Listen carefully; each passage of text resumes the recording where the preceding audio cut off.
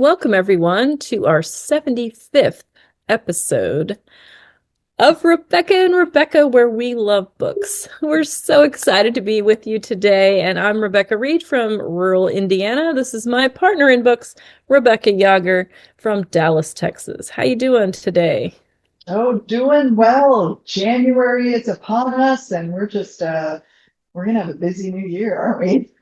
We have all kinds of new things coming, and we're so excited to share them with you. And of course, we're going to get started with our book bites, which is our tiny little bites, tasty treats for your day, for your reading. What is that slogan? I've forgotten. Anyway, it's going to be great.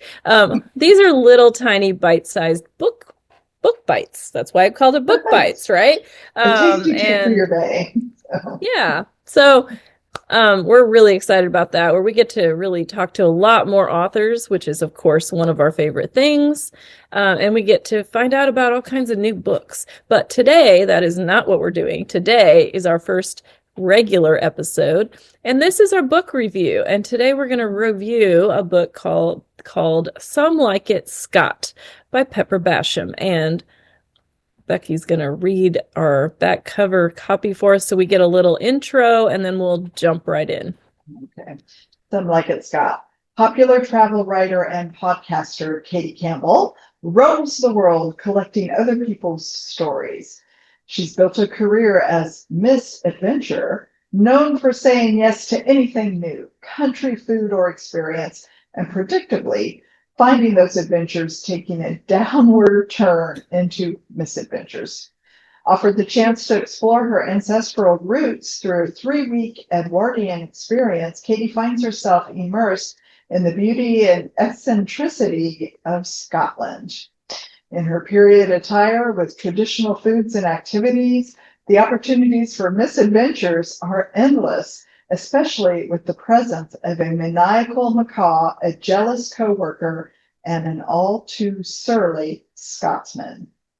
Reclusive and protective Graham McCarrow doesn't venture far from his island home, a stoic Scotsman. Graham's comfort zone has always been family, and after his sister's death, he's even more determined to save the McCarrow ancestral home and keep those he loves close. The sudden intrusion of a 6'1" American lass, famous for her traveling misfortunes, was far from his plan. As this world of folklore, community, and woodworkers in kilts tempts Katie to discover her own story, could this one grand series of misadventures lead her directly to where she belongs? And would a settled-in Scot ever risk loosening his grip on what's familiar to allow a wanderlust writer into his heart? How could their very different worlds share the same page of life's story when home is in two very different places? But maybe home in the future isn't quite what either one imagined it would be. Maybe home is less about a place and more about a person. And that's Some Like It Scot. And that back cover copy really, well, we love this book. It really talks about the great themes that just run through this book. And there are so many. But okay, we love the book. Simple, fun, I we read it, we're done. No, I mean, Yes, you this is like a must read, must listen. I would highly recommend you listen to this one because it has that lovely Scottish brogue. So if you're a fan of Scott's Scottish brogue and the Scottish language and all of that, you definitely need to listen to this book because the narrators nailed it. It is amazing. It's fantastic. I highly recommend it. And not just because of the brogue, but there's many other reasons. They just did a fantastic job. So there's my plug for the audio right off the top. I will say this is one of my favorite books of 2025. It definitely was probably the favorite book because it hit all of the things that I like. It had animals, crazy ones, but still animals. It had, of course, there's mention of Loch Ness monsters yeah. because you're in Scotland, so you have to have Nessie involved, but there's real animals too. And we mentioned the crazy parrot already. So, but there's some sheep involved. Sheep. Yeah. Yeah. So, hey, it's a comedy, people. So you could just imagine what the sheep are there for. Um, but there's also, Scotland is one of my favorite places, so it hits that. But just this romance is just, I love it. Like as a, I mean, it's one of those kind of, I don't know if enemies to lovers is a little strong, Yeah. but Yeah. definitely like opposites too, kind of like opposites attract a little Opposites bit. attract. A Yeah. definite like definitely like a, it's not, like I said, it's not enemies, but it's definitely like a not interested kind of thing, like Well, they're I don't know. so opposite of each other that you can't imagine them ever being together. Right. And Pepper does a great job. Did we mention it's by Pepper Basham through? I don't know. And It's by Pepper, Pepper Basham. but Pepper, as you know, we interviewed Pepper, and it's been 3 years ago already, with an historical book, um, The Mistletoe Countess, and which we loved. But Pepper is a great writer, so she's able to pull off historical as well as contemporary, and this is contemporary. So that's why we asked Pepper back on, because it's just wildly different genres. Um, but anyway, yeah, this. So you're in Scotland. You feel like you're in Scotland. You Pretty feel simple. absolutely like you're walking uh, up the hills, down the hills, around falling in locks, all of the things that happen to misadventure. You are also, it's happening to you, and you can see and hear and smell and taste Scotland and the Isle of Mull specifically, which I've not been to, but I want to go now. Definitely. Yeah, you're there. And she does a Yeah. great job of immersing you into that, whether it be a little word here or there, or just that little taste of something that's very Scottish. And then we have the whole contrasting that with the Edwardian thing too. So you've got Scotland, but then you've got this English An stuff going on as Edwardian well. Experience. Yes, I So hear that all the time. Edwardian Experience, yeah. it's like that voice. Um, Can you hear the lady that runs the whole thing? I mean, yeah, so proper. But I'm trying to picture Katie Campbell because she's a 6'1". She's a big American girl. And they did not make Edwardian clothes to fit her, which to me was part of the comedy genius in this too. yeah, the description, her self description, I just love. It was so tongue in cheek perfect. You have to read the book, if not any for any other reason than to find out why there's a maniacal parrot and the description she uses for herself, because it is hilarious. And if you're one of those people that maybe doesn't fit the runway model mold, you will love this book because it is written for you. Yeah. Yeah, yeah. No, So that's true. I mean, I don't know many people who are runway model. I don't fit that for sure, But but like I embracing was who you trying are. I was trying to be whatever that is, tactful, I guess. I don't know. Not very. Well, it's about embracing who you are and what you Yeah. are, which Katie in a sense does, because Yeah. she's this big, bold, brass American who goes on these adventures. It's her job to write about. She's a travel writer and to go and experience and see, and she loves to go and experience and see. She doesn't sit still, which is one of the themes. It's like, Right. where's her home? And it's like she's, I don't want to say afraid to sit still, but she don't want to face a lot of the emotions in her life.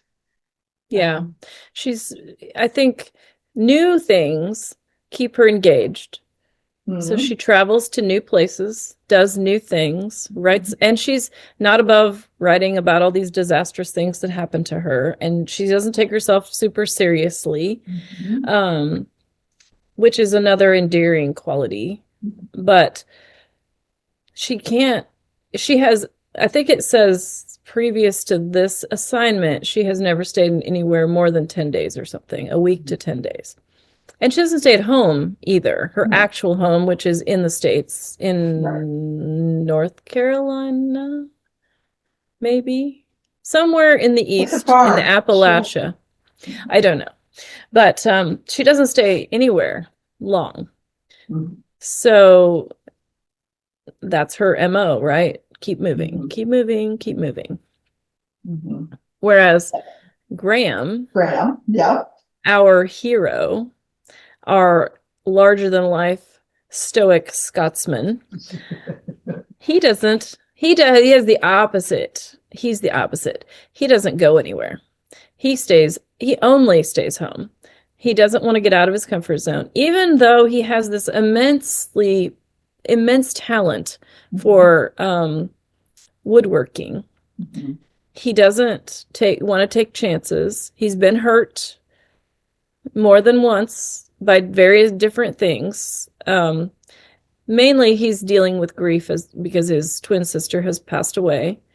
And he uses that to keep from figuring out who he is as well. Like he's hiding behind all of these things. I mean, that's what I thought anyway. I don't know if you have a different take on it, but that's what it seemed like to me. That was his excuse, losing his sister, and says he's taking care of his nephew now, and he wants to stay close to Pat. That's his excuse now, and that's the way he's dealing with grief. And although Mhm. this is a romantic comedy, there are some deeper themes, and there is like grief running through it, and how different ways people handle grief, which is true. Everybody handles grief Mhm.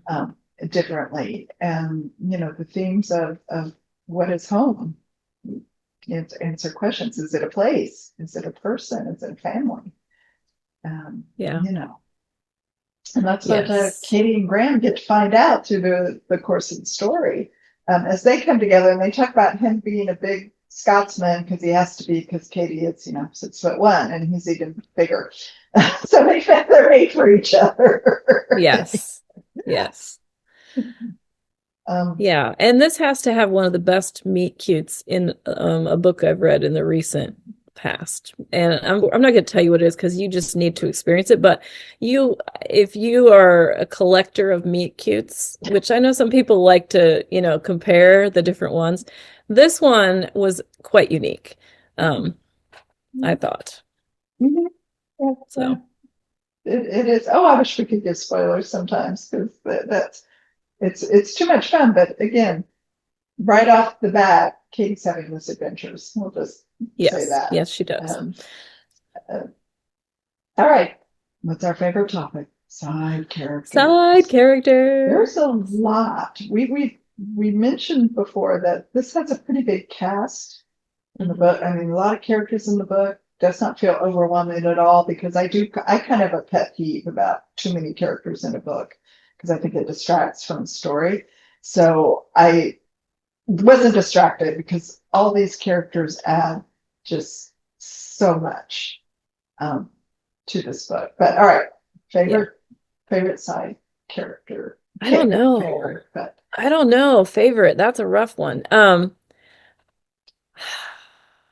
I mean, they all, like you said, they all played different roles, right? So, yes. but it's interesting because I think, in this one, she kind of uses the young character, Lachlan, as a I was truth gonna say, how can we teller. not talk about We Lachlan? have We to, have we to. have to talk about Lachlan. This is the nephew. This was Graham's sister's son, who he is now taking care of. And so Lachlan, and but she uses him not as a young person. I mean, he's a young person, but he just has these things that come out of his mouth that really impact Katie a He's like the lot. voice of truth. We talk about as Mm-hmm. writers, you have to have a character that's your voice of reason or your voice of truth. And there, if you study enough books or movies, you'll see that there's always, the wise old man, or somebody who speaks truth, or the parent. In this case, it's a boy, Yeah. little boy who's wise. And sometimes you can almost, I mean, couldn't you almost see his face just looking at Katie and Graham like, what's the matter with you two? Right. Right. Yeah. He had it all figured out like 2 days in, and they're still struggling 3 weeks after, or more. And so it's like he had it all. They should have just listened to him. But of course then there wouldn't have been a story. And but Oh, yeah, but he helped Lachlan. make the story. Lachlan. Yeah, he did. I would say, but then there's Mirren, who is Graham's mother, And who another voice also of truth, I think. Yes. For him, well, both of them really. I mean, she's Yeah. yeah, I think she's a I don't know if she's as much a voice of truth as she is a this is what home feels like for Katie. This is home. This is what home feels like. She's like comforting. You know, um she just makes people feel at ease Hmm. when they're around her. Hmm. Um She's very she's warm, very definitely welcoming. yeah. She's the warm, cozy blanket. That, And she owns a bookstore, so that, you know, of yeah, course. we love that. Yeah. And her little circle of friends, literally, the knitting circle group, um, funny characters. Funny, and each one had little bits of wisdom, but little bits of snark. Oh, maybe Yeah. snark's too strong a word, Yeah. but you know what I mean. Little funny tidbits they dropped in. Yeah. Hmm. And And they were also unique. And that's what I think, you know, is genius. Pepper is genius with keeping these characters, you know, they're not just a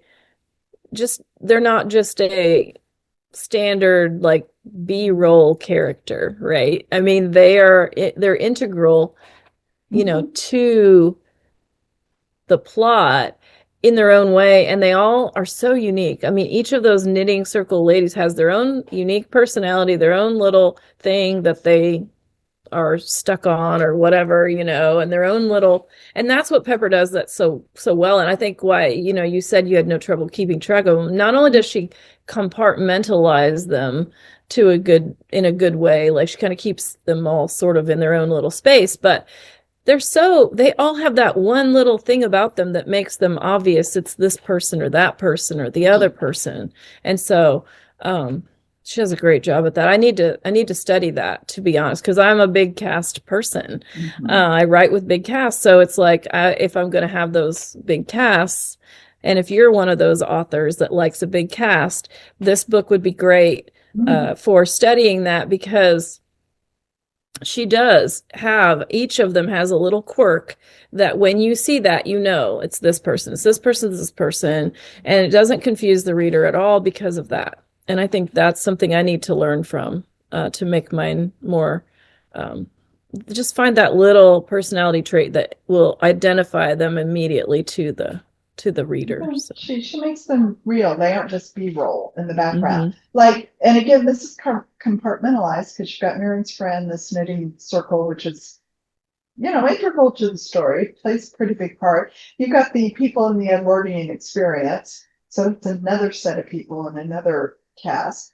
But because of the way they're divided, that's what Pepper did so well. You could keep them hmm all straight within their own little circle. So it wasn't just this montage of, you know, the whole island of Mull is in your face, so to speak. right. They do So come together. I mean, there is that like thing that they come together, but it's not until after you already know them pretty well. And so it's, you know, it's okay because you already know them. And so then you're able to like keep track of them all you and keep stuff like track of that. them, and yeah, yeah, for sure. So we've talked about Katie never sitting still, and it's like she's not facing her own emotional baggage, so to speak, Yeah. with her traveling and stuff, and in a way, I what? just had when you said that emotional baggage, it reminded me of when we lost our luggage and it was following us around Europe. I see her that way. Like she's got her emotional baggage packed and she keeps leaving it places and it's chasing her everywhere she goes. I could, you know, with this carry on like flying through the air after her. I don't know. That's crazy. But anyway, that's what I saw when you said That's that. a great image, but that's true. And again, that's what I like. Katie was this way, running from her emotions, not willing to face things.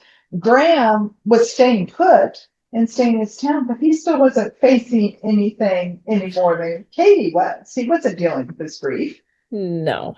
His stuff Oh, was packed just as tight as hers, like yeah. locked tight. It just that he was almost locking it outside the door, whereas she was just racing ahead of hers, and he Mhm. was keeping his out of the house, right? It's like, nope, you're relegated to the outdoors, or out of the off the island, maybe is a better way to put it, because he Mhm. wouldn't leave the island. Maybe he took his emotional baggage and tossed it on the ferry, and it went over to the other part of Scotland with, and he won't let it come back, because that's how he's dealing with his. So yeah, we have that whole idea of finding home versus staying home, with these two characters, and how that looks. Mhm. So Mhm. And with the extremes, but they're gonna, it's finding home. They're getting through their grief. There's healing. Um, for romantic comedy, which is this a delightful book, very entertaining. Laugh out loud. I mean, you're just cracking up at some of the things Pepper writes. Um, you oh know, yes. even the meet cute itself, or the parrot bird thing. And I don't like birds. I, people that have parrots. Sorry for anybody who has pet parrots and pet. Oh my gosh, they make me crazy. So I would be the ones in terror of this bird flying around this Edwardian experience. And so, Isn't there a weasel or something too? There's some other kind of animal, not just the parrot. There's another thing, like a weasel or something. It's something crazy. what the sheep was it? Because There was she sheep too, but I through thought the there was a back of the weasel sheep. in the house, in the manor. Some other thing. There's something else Oh, besides just something the, else in the manor. yeah. Was it just a crazy cat or something? I don't know. Read the book and tell us, because I've Well, yeah, forgotten. totally. It It's has, been a while since we've read it. We admit it. We read this a while back, and just with our schedule, we should have done the review right after we read it. We we didn't. should have, because then I So, would know if it was a weasel or not. Then I don't know. There's something. There's some other oh, animal running about I'm in trying to the remember. We'll have shadows. to ask Pepper, but I doubt we'll Yeah. remember. That's because she's too much fun to Yeah. talk to. Um, anyway, you feel like you're in Scotland, and as you said, Mhm. listening to the book, you got the Scottish Yeah. brogue. Yes. Um, You also got it's like the feel of how gruff Graham was at the yeah. beginning, and then as he warmed up to Katie, and just the way he spoke to her, like you could hear it in his voice that he was not, he was still trying to be like, you're an outsider, but then it was like, really, you're not anymore an outsider, because I want you to like be here. So you could hear it in the voice actor did a great job with that too. I could hear it reading it. That Yeah, there's tenderness that started creeping into his voice.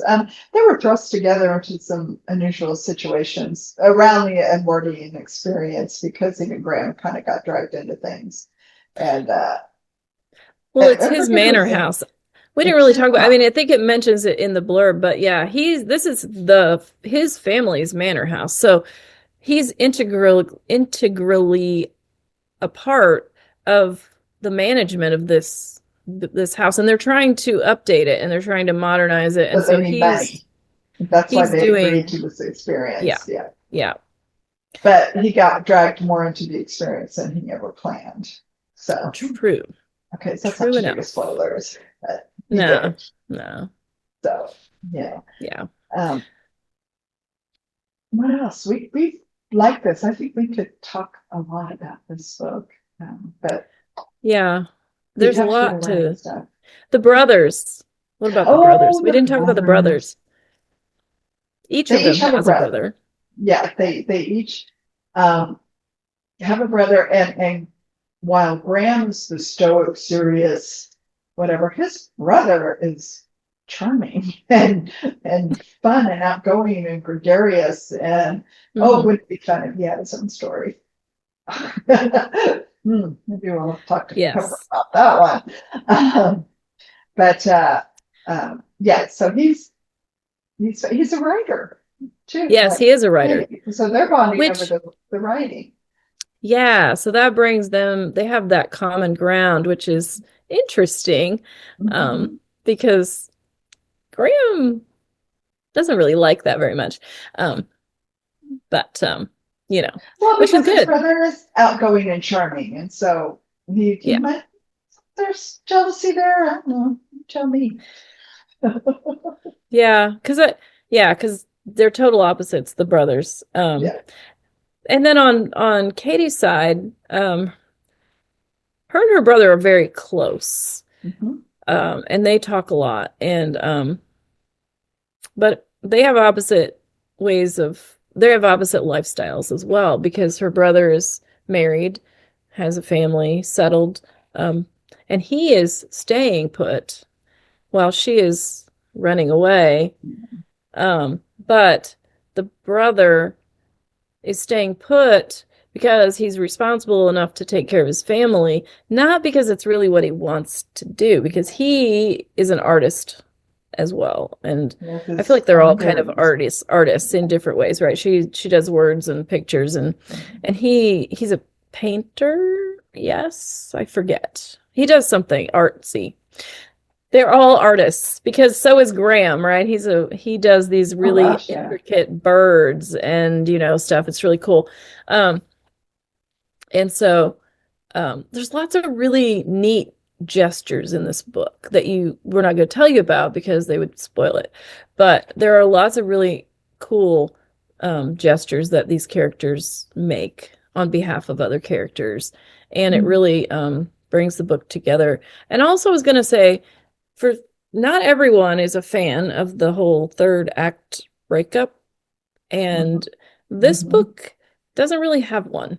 It has a separation, but I don't know that I would call it a breakup. Not a traditional one anyway, in my opinion. I don't know. You look like you have a different opinion. I don't I No, it's well, you're right, because it's not a traditional one. They're not mad at each other. There wasn't a big misunderstanding, kind of, the breakup of, oh, I was so wrong about this guy. No, no, that doesn't happen. But there is a separation, but there's a feeling because they're so opposite that it's there, yeah, that it never work, right? Despite what their hearts so are telling so maybe we've piqued your interest for those of you who are, like, I don't want that stupid breakup where they could have just spoken to each other and fixed it, right? Right. One There isn't one conversation of would have those. solved it. Yeah. There was a little where you thought maybe there was going to be that, but the conversation happened. But then they have a They had a conversation. conversation. So, Yay! yeah. Yes. So so there's not a trope like that in here, which was a good thing. Yeah, I agree Yes, with I you. love that. Yeah. So But just an FYI for that, because I know there's a lot of people that just get so irritated, and I do too, when it's so easy, mhm, simple. Although as an author, I'll tell you, it's harder to write those to make them authentic than it seems like it would be. I feel mhm. like it's just easier to make it be some sort of misunderstanding and like, just ignore the fact that they could have talked to each other. But it's not good writing, and I don't recommend that. Don't do No, that. it's not. It's lazy writing. Find a way. Yeah, it Hmm. is. Have them talk to each other, or have it be a bigger misunderstanding to where, you know, Well, it needs to be more than it's just a still misunderstanding. conversation. Yeah, it's not Yeah. misunderstanding. There's got to be something There's major. got to be more to it than that. There has to be a real reason. And this one has a real reason why they don't stay together. Because there is a separation. We'll tell you that. I mean, Mhm. but it's a real, like, legitimate Mhm. reason. At least the way they are at that point in their life, like for that point in their life and how they feel about everything and their emotions and where they're at, because everybody deals with everything on their own timeline. And so this follows that idea very, very much, and that it takes a lot to change. Yeah, And so I think Pepper nailed that. She really did. So yeah, yeah. No, she did good. Um, so needless to say, like I said at the beginning, we left the book. Highly, highly recommended. I highly recommend almost anything Pepper writes. And we're gonna talk to her in a couple of weeks and hear yay, all love about Pepper. this book. Yes, because I'm pretty sure she went to Scotland, so she was there. Maybe that's why there's such authenticity with, Yeah. you feel like you're walking through Scotland. I mean, it's, not just seeing, but you could hear it and taste it and smell it. It just feels Yeah, so. I feel like there's way too much detail for her to have just gone on Google Earth and looked at it through the screen. Just saying. Pretty sure she went, so we'll have to find out about that again. So come back in a couple of weeks. At the end of the month, last Wednesday of the month, will be Pepper Basham Day here at Rebecca and Rebecca. But meanwhile, we mentioned Book Bites to you, and we opened that up last Wednesday with Paula Peckham. And next Wednesday, we will have Jessica Stone, and that is a new author that we're going to introduce you to. And she's fun. She writes contemporary women's fiction, but she's also dabbles in screenplays, and it's very creative and very fun. Yeah. We had the pleasure of meeting her actually late last year, so we're looking forward to Jessica for next week's Book Bites, and then after that, come back for Pepper Basham, Pepper. and you will hear from us every Wednesday. Every Wednesday, go to our social media, go to our website. There will be something new for you to listen to view, or anywhere you get podcasts, of course. Yes. Don't forget to, if you can't figure out where we're at, go to our website, RebeccaandRebecca.com, and everything will be there for you. You can find all the links and the places to go, and also see what's coming up. Yeah. So our website will be changing a little bit as we're incorporating all this. So bear with us as we get started here in the new year. But there's so many, to us, we love books, and we don't just say that as a catchphrase. We say that because we do love books, and right. And it's really fun to talk to the authors and get the backstory. And we think readers like hearing the backstory about books and what inspired the authors to write them. So please, I was going to say, just comment and let us know, hey, we really like this, but could you ask this question? Could you switch this up? Could you do this?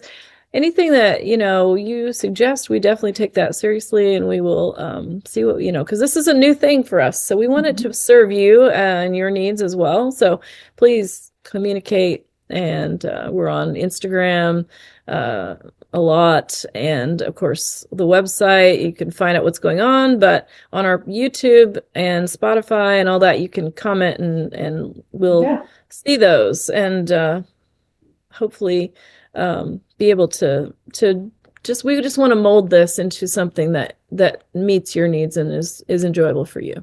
Well, it's not just a conversation with the authors. We want to have a conversation with you as well, and listen to your perspective and your questions and ideas. So don't be afraid to comment, please. So anyway, well, we thank you for joining us today. Again, pick up Some Like It Scot from Pepper Basham. Actually, pick up any books you see her name on. You'll enjoy the read. Yes. For sure. And come back in a couple of weeks where we talk to Pepper. And meanwhile, we hope you enjoy the little tasty treat of Book Bites in between these longer sessions. So yes. That's it for now. Right. We hope to see you next time. Bye.